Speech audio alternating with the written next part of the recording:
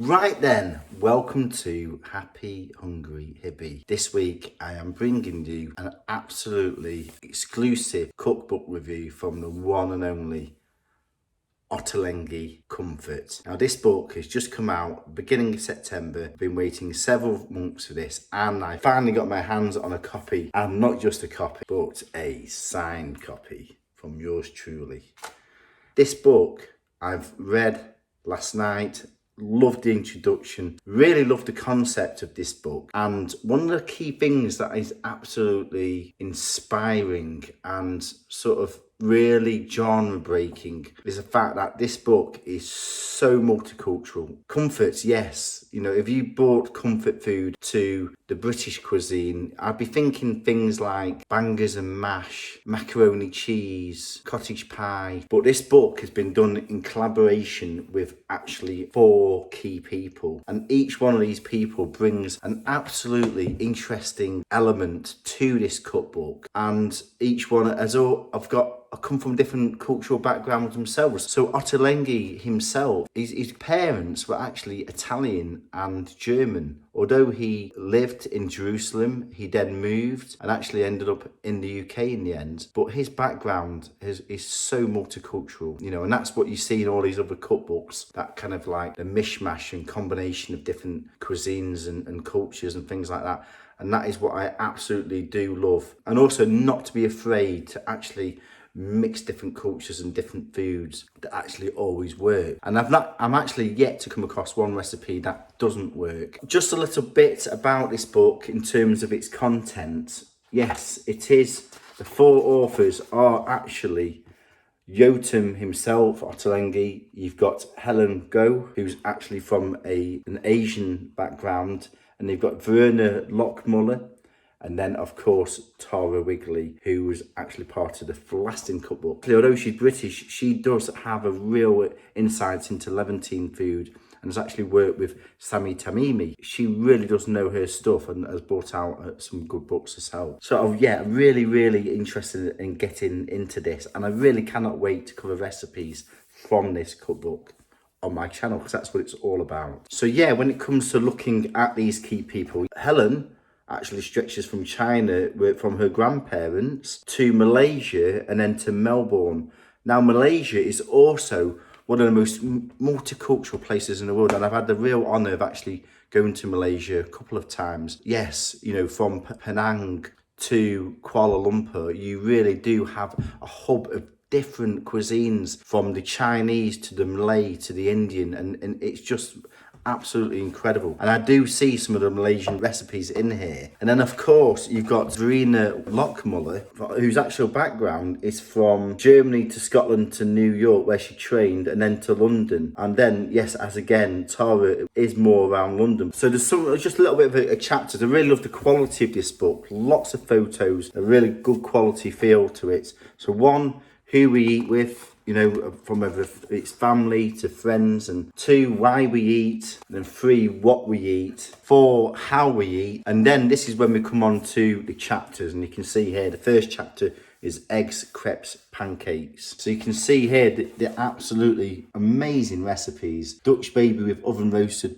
tomatoes, the egg and cress, which is a very British classic, egg sambal shakshuka, which is a combination of Malaysian food and also Middle Eastern. Leek tomato turmeric frittata, tortang talung, which is basically an aubergine omelette. Look at that, looks incredible. Can't wait to try that. I really love the guides here, which you can see. Steamed eggs with shrimps and chives. Again, superb guides.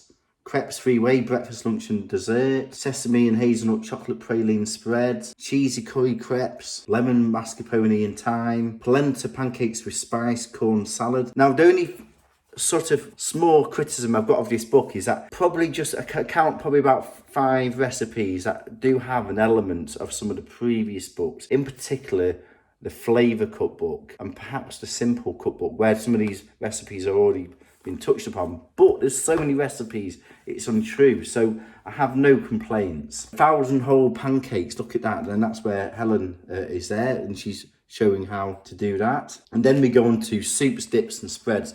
one of my real favourites. And there's one thing in there I really cannot wait to do. This looks amazing. The roasted aubergine, red pepper and tomato soup, pea and ham soup, and every recipe, whether it's not shown on one page, it's shown on the over page to show you what the dishes look like. For me, that is really important because it gives me a visual, and it's also, there's 3 different learning styles. So a lot of us can be quite theory based. Some of us like to be shown what to do, but some of us are very visual, and it's important we have those different elements, which is why I do my YouTube channel. I like to show the visual and elements of how to do recipes and also make them healthier. The matzo ball soup, absolute classic. Look at that for comfort, you know, the dumplings. What I really like about this as well, it actually shows you how to make this mix, the Hawaii spice mix. And I really want to do that, to show you how to do that, because once you've made this, you can actually seal it up in a little tub and actually use it for a lot of other recipes in here. And that's actually shown in also the Ottolenghi Test Kitchen book, the first one of the 2. So yeah, the cheesy bread soup with Savoy cabbage, hummus, and then this is the one I'm really looking forward to do because it's hummus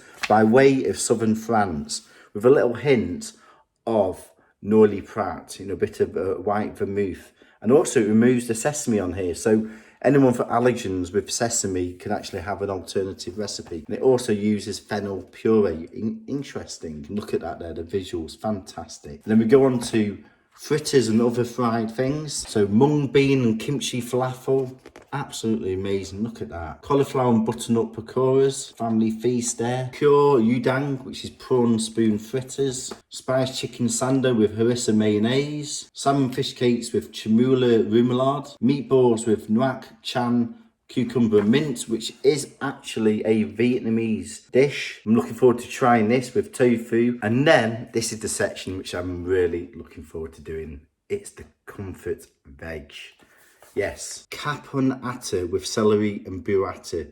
Creamy aubergine Caesar dip. You can see there, that's what they look like. Amazing. Silky courgette and salmon salad. Rice vermicelli with turmeric fish, dill and spring onion. Again, that's got an Asian twist. Silky steamed aubergine. That's a dish that's very popular throughout all of the Middle Eastern cookbooks. And then you've got vegan creamed spinach and artichokes.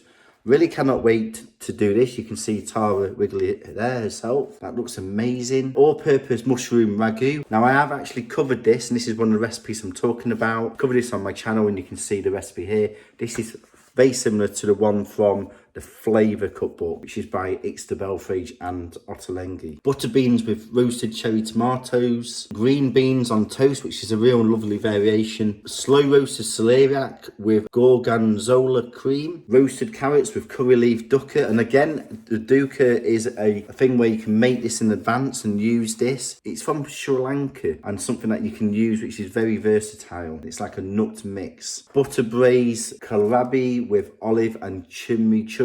Looking forward to doing this for Christmas because the charred sprouts with olive oil and lemon. You can see all 4 of them there. Oh no, Tara's missing there. You can see Verena, Ottolenghi and Helen there.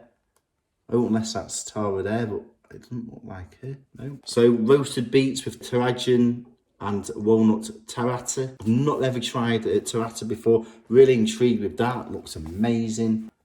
Parmesan and black pepper roasted parsnips. And then we go on to tray bakes. Roast chicken with Aunt Pauline's marinade. Chicken with Steph's spice. Coconut rice with peanut sauce and cucumber relish. Sambal spice chicken, which is using the Malaysian fermented red chili sauce. You can see here what this looks like. Roast chicken with curry leaf dukkha, the use of the dukkha again. See what this is, all what the recipes look like. Cheese ball lemon rice with chili butter. White poached chicken with Chinese cabbage and peanut ragu. I've put a bookmark in because I'm looking forward to trying this. The shawarma meatloaf with caramelized onions. Looking forward to doing that, and I'm going to try and do a vegan alternative to that. Roasted hispy cabbage with miso butter. Hawaii roasted cauliflower with gribiche sauce. Again, I've got the bookmark in there. I'm going to be covering this soon. Really cannot wait. Cheesy baked rice with okra and tomato.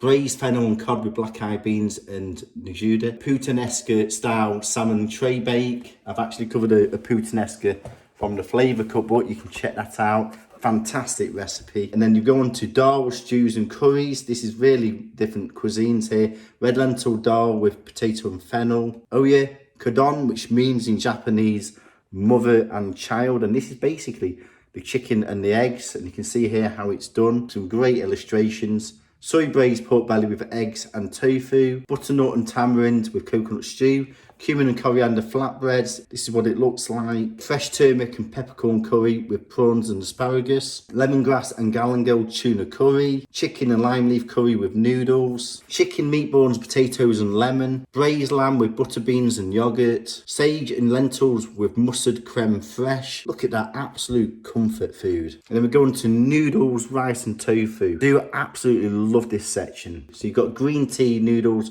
with avocado and radish. I've actually covered a recipe from the Simple Cookbook, which is similar to that. I'll show you the link there. The nasi goreng with prawns and green beans. This is actually a Malaysian breakfast. It's absolutely superb. I have fond memories of trying that. Quick ramen noodles with mushrooms, simple. Gingery fish and rice, chilled tofu with spice sesame dressing, poached chicken congee, and this is something I'm really looking forward to trying. This is the mushroom and kimchi mapu tofu. Then we come on to the pasta, polenta and potatoes. As you can see by the chapters, really diverse. So then we go on to the pesto pasta with charred greens and potatoes, caramelized onion pasta with hazelnuts and crispy sage, rigatoni al ragu bianco, Helen's bolognese, and you can see this is what both the recipes look like, stroganoff meatballs, one pot chicken with orzo and porcini, courgette and fennel lasagna. It looks incredible. Sausage ragu lasagna. Look at them. That's absolute comfort food if you've ever seen it. Tomato and aubergine one pot baked pasta. Turkey rags to riches. Baked polenta with courgette and green harissa. Verena's potato salad. Indonesian home fries. Look at the sauce on that. Looks amazing. Crispy roast potatoes with rosemary and za'atar. Za'atar is a real super ingredient to use. Look at that. Garlicky alligator potato with leeks and thyme. That just looks sublime. And you've got potato fennel and smoked salmon bake, jacket potatoes with aubergine and green tahini, and then another great section which is really quite British in one sense, or French, German, in general Europe. You've got your pies, pastry and bread. So this is when we go on to breakfast bureka with spinach. That's kind of like what that looks like, which almost looks Turkish in a way. Cheese and onion butteries, see Verena there, Lochmuller. German style sausage rolls with honey mustard. Potato cheese and chamula pan pies. Look at the artwork, it's brilliant. Beef, black garlic and baharat pie. That is definitely a combination of Middle Eastern with the fermented black garlic. Leek cheese and za'atar, rugelak, I don't know if I've said that right. Tomato gillette with cheese and marmite. Look at that, super. Bohemian fish pie, spinach and asparagus loaf, carrot and vaduvan quick bread, which is a kind of like curry. And then we go on to sweet things, last but not least. So we've got things like the cinnamon baked oatmeal with bananas and strawberries. Actually looks really healthy, that. And then the GF caramelized white chocolate and macadamia cookies, the baked custard affogato. Wow. And then the lemon and blueberry meringue katafa mess, chocolate ripple fridge cake, chocolate mousse with orange caramel, apple blackberry and ginger crumble cake, Dutch apple cake. We've got the Verena's back to childhood marble cake. Wow. Bottomless cheesecake with plum compote, and then your vegan Texas tray bake, your brown cookies with tahini cream and halva, multi-figgy pudding. Looking forward to doing this. We can do a healthy version of that. Shows you the step-by-step guide. And then it just comes back to some of the lovely memories just to finish off the book and how they've done it. And then a really good index of things and a super acknowledgement.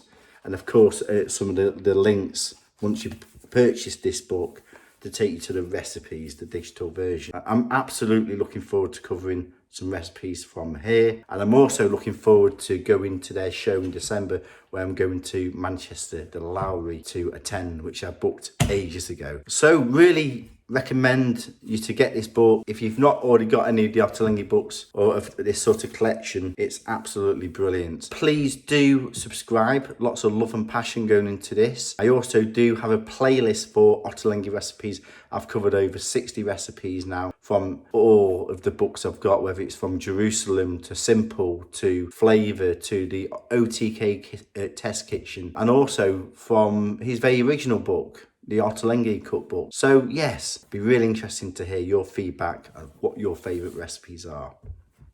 Enjoy.